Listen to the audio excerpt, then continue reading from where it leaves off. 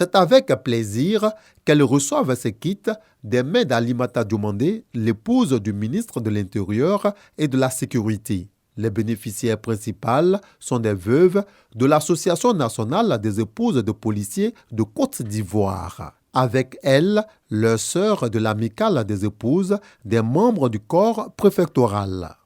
Notre amicale a fait l'objet d'une attention toute particulière grâce à vos conseils avisés, avec une mobilisation exceptionnelle qui a porté le nombre de membres de 103 à 370. Je suis obligé ainsi de heurter votre humilité et votre discrétion parce que vous aimez donner sans rien attendre. Ainsi, souhaitons-nous d'abord manifester ici notre reconnaissance à notre marraine, notre soutien de toujours, Maman Fakondo Diomandé. Nous voudrions également remercier votre époux pour sa détermination à améliorer le bien-être de l'ensemble des policiers de Côte d'Ivoire. Pour la donatrice, cette remise de vivres et de produits d'hygiène constitue un geste de partage en cette période de jeûne. Elle permettra également aux familles chrétiennes de passer d'excellentes fêtes de Pâques. La cérémonie qui nous réunit est celle du partage, de la solidarité et de la fraternité. Mes chères sœurs, sachez qu'être veuve ou veuve n'est pas une fatalité. Le ministre de l'Intérieur vous porte dans son cœur. Tenue à la salle des fêtes de l'école de police d'Abidjan, cette action, selon les initiatrices, s'inscrit dans le cadre du programme de gouvernement Côte d'Ivoire solidaire.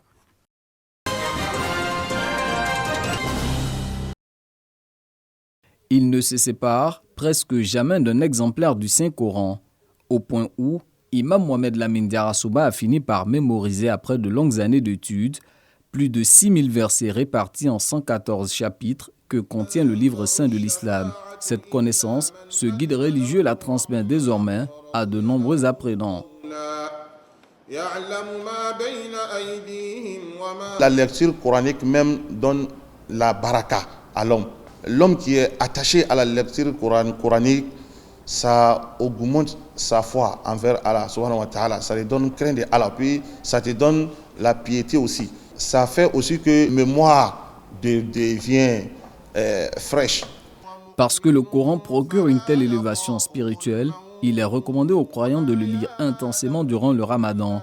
Mois de grâce infinie selon les Saintes Écritures, les savants sont unanimes. Lire le Coran en arabe, sa langue d'origine, permet de récolter pleinement les bénéfices spirituels attendus en ce Ramadan. Lorsque le croyant ne dispose pas de cette faculté, il lui est recommandé de réciter les passages déjà mémorisés.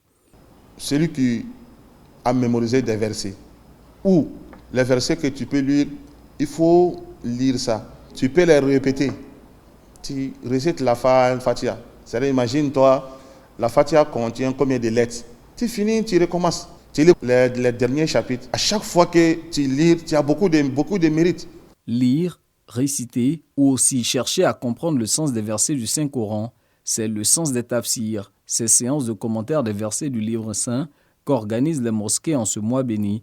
Lors de ce culte, les guides religieux interprètent la parole incréée de sorte à fournir aux fidèles les enseignements à tirer et à pratiquer.